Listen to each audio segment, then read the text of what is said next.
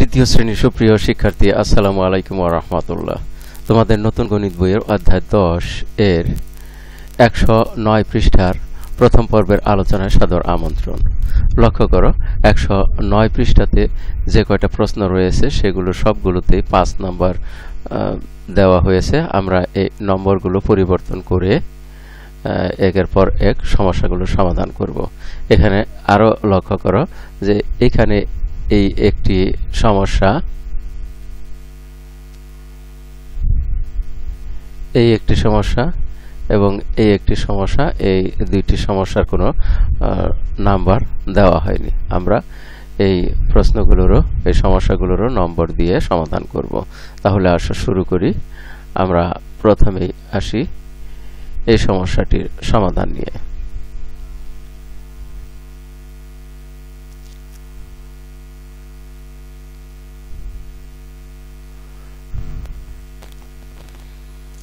এখানে সমস্যা নম্বর 5, দুইটি খাতার দাম 80 টাকা এবং একটি কলমের দাম 25 টাকা 75 পয়সা।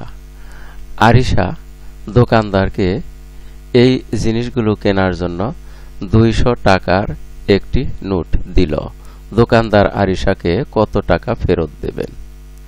একটু ভালো করে খেয়াল করো।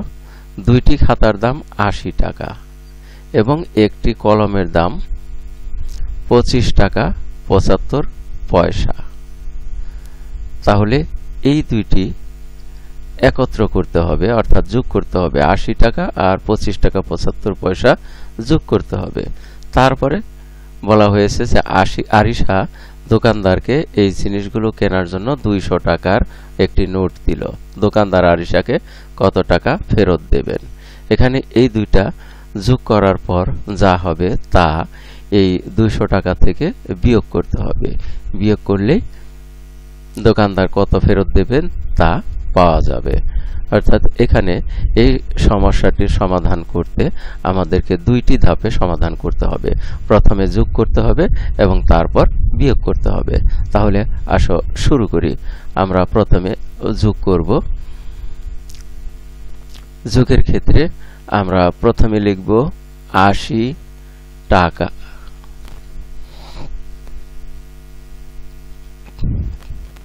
প্রথমে লিখে নেব 80 টাকা। যেহেতু 80 টাকার সাথে কোনো পয়সা নেই, আমরা 00 পয়সা ধরে নেই পয়সা। তারপরে তার সাথে যোগ করব 25 টাকা 75 পয়সা।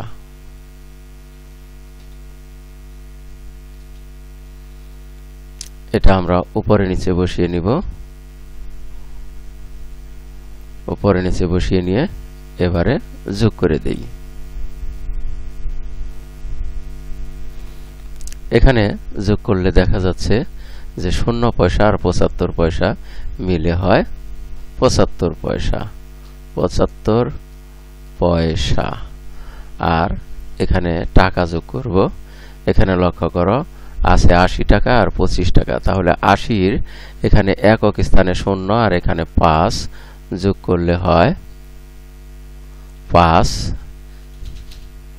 তারপরে দশক স্থানে 8 আর 2 যোগ করলে হয় 10। এখন আমরা জানি যে 10 দশকে 100। তাহলে 10 দশকে হয় 100। আমরা দশকের ঘরে দেব 0 আর শতকের ঘরে দেব 1।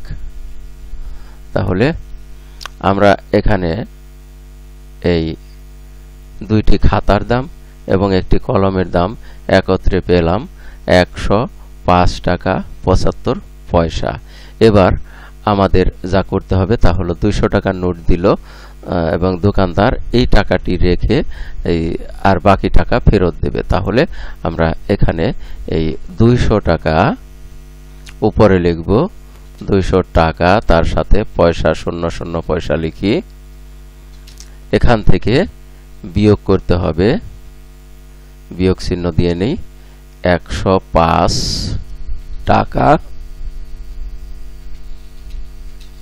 105 টাকা 75 পয়সা। আমরা এটা উপরে নিচে ঠিকভাবে বসিয়ে নিই। এবারে বিয়োগ করি।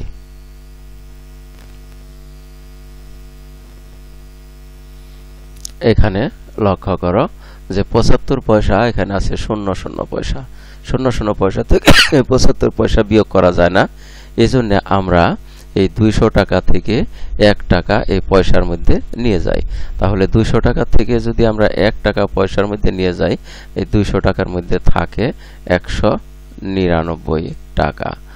আর আমরা এখানে 1 টাকা এই পয়সার মধ্যে আনলে হয় 100 পয়সা। 100 পয়সা থেকে 75 পয়সা বিয়োগ করলে আমরা পাই, দেখো যে 100 পয়সা। এখান থেকে আমরা বিয়োগ করব 75 পয়সা। 75 পয়সা যদি বিয়োগ করি,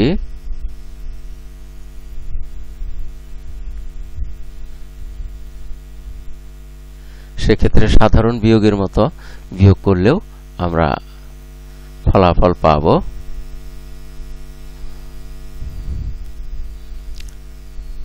এখানে লক্ষ্য করো, আগের যে সিস্টেমে বিয়োগ করেছো সেভাবেই, যে 100 এখান থেকে দশক স্থানে আমরা যদি 1 কেটে নেই,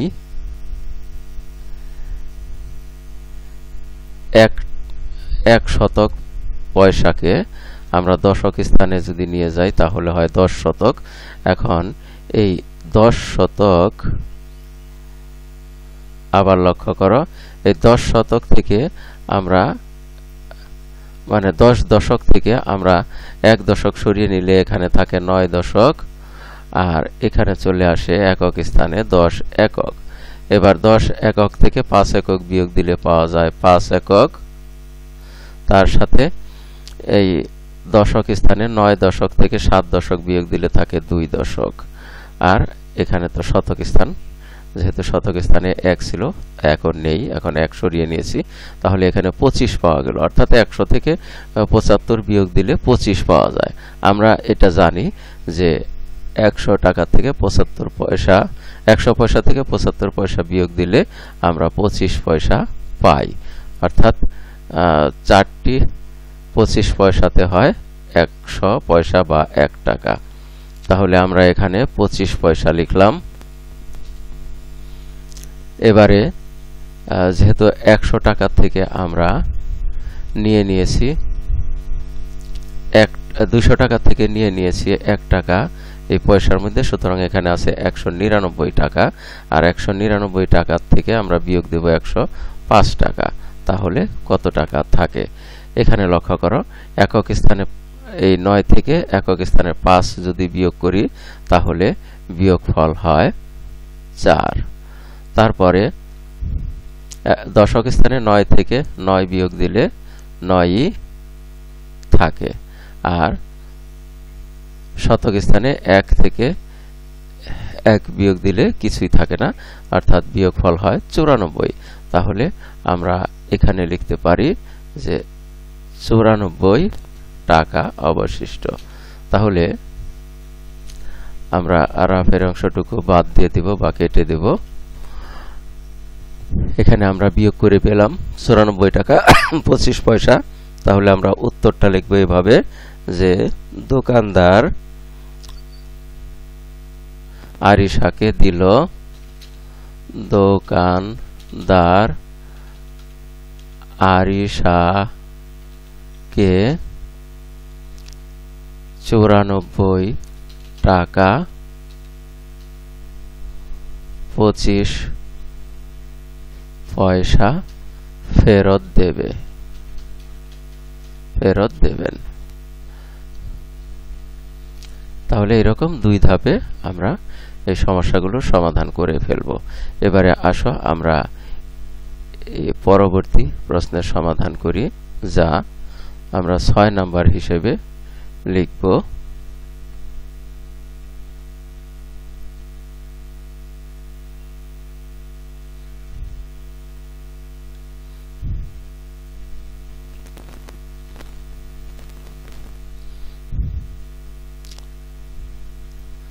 এই প্রশ্নটা হবে 6 নাম্বার প্রশ্ন।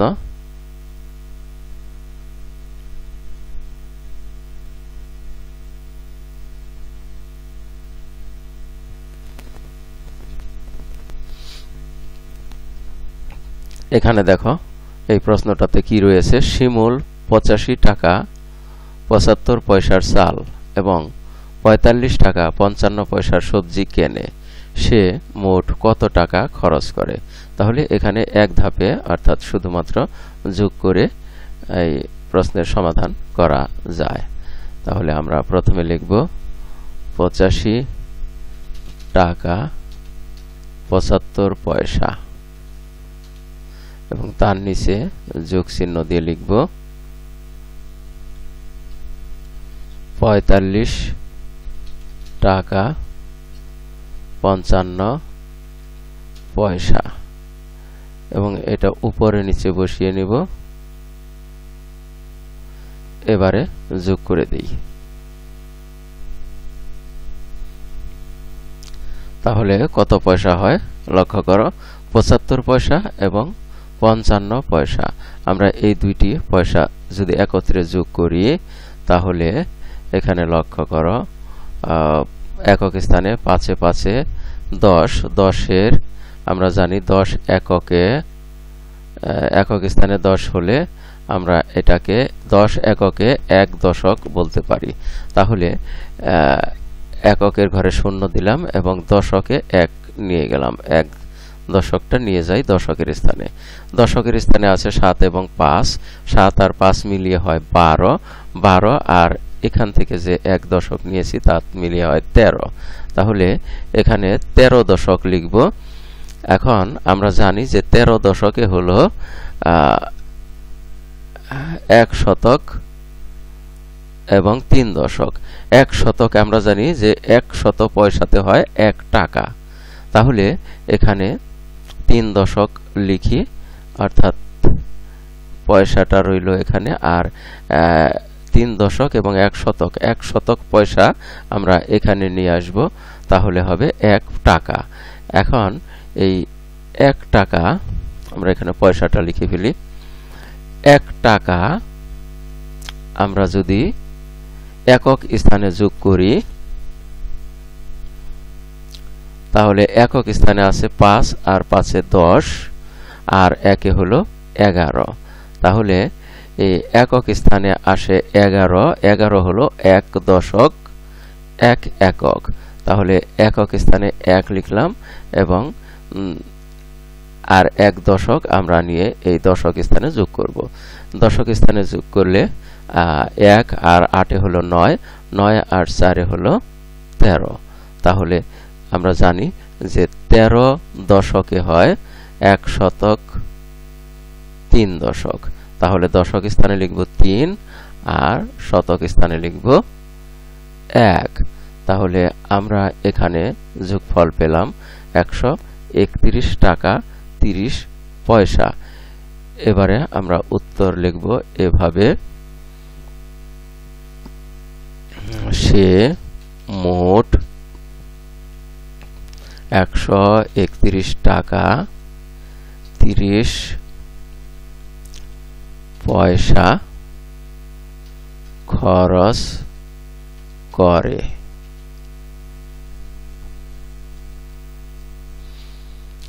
আমরা 6 নম্বর প্রশ্নের সমাধান করলাম। এবারে যে প্রশ্নটি রয়েছে এখানে 5 নম্বর প্রশ্ন লেখা রয়েছে, এটা হবে 6 নম্বর। এই পর্যন্ত এটা হবে 7 নম্বর প্রশ্ন। এখানে 6 নম্বর প্রশ্নের সমাধান করেছি। তাহলে আমরা এখানে 7 নম্বর প্রশ্নের সমাধান করব। আমরা এটাকে কাটা দিয়ে নিব।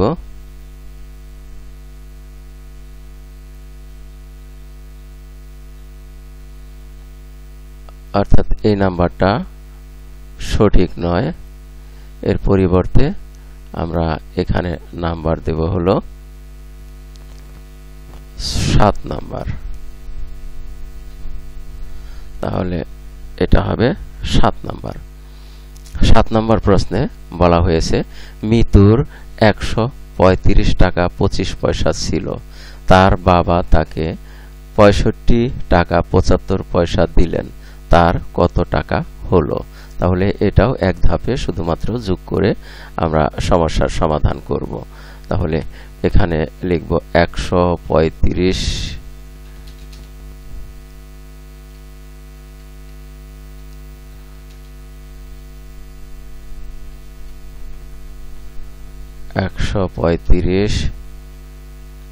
টাকা 25 পয়সা এবং নিচে যোগ চিহ্ন দিয়ে লিখব 65 টাকা 75 পয়সা। উপরে নিচে ঠিক করে বসিয়ে নিই। এবারে যোগ করি।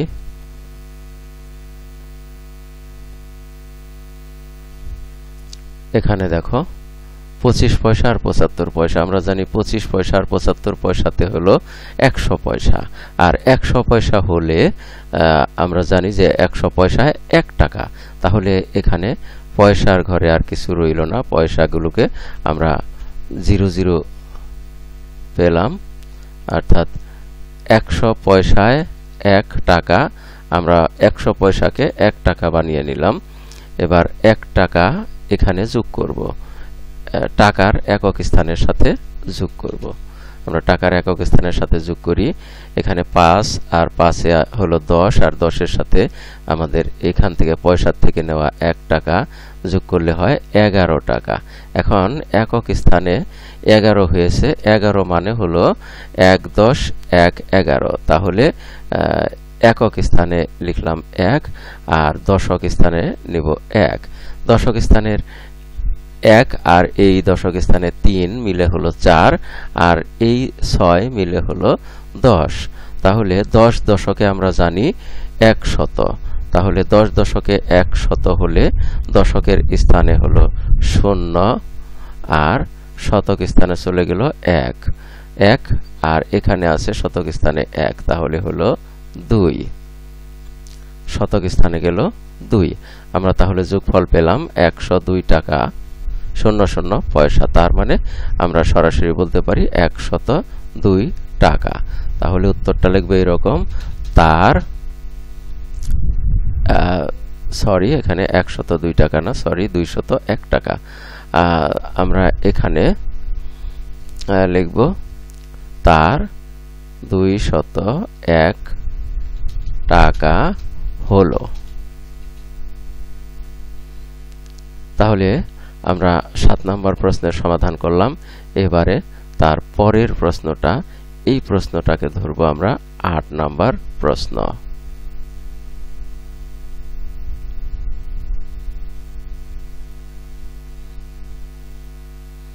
তাহলে এখন আমরা 8 নম্বর প্রশ্নের সমাধান করি।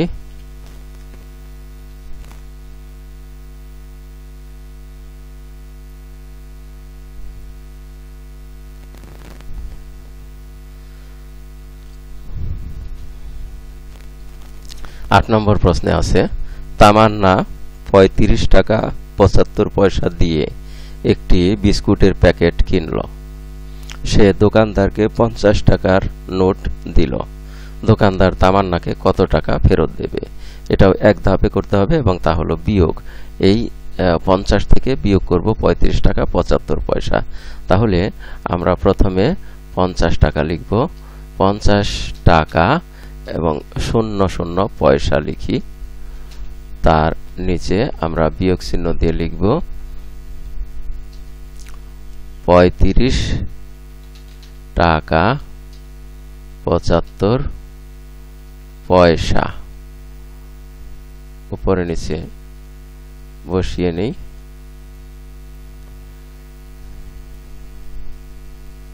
এবারে বিয়োগ করি। দেখো এখানে 50 পয়সা, যেহেতু পয়সা 0 পয়সা থেকে 75 পয়সা বিয়োগ যায় না, কাজে আমরা 50 টাকা থেকে 1 টাকা পয়সার এখানে নিয়ে আসি।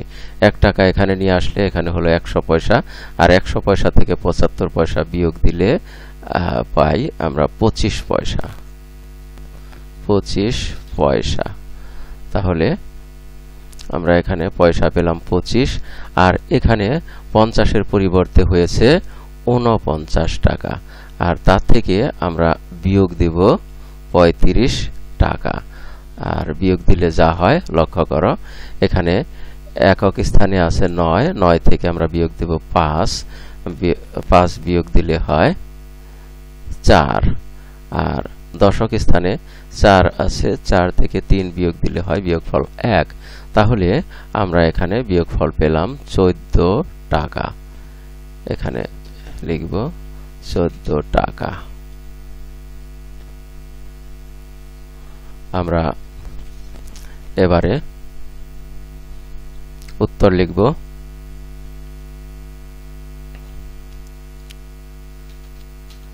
দোকানদার তামান্নাকে 14 টাকা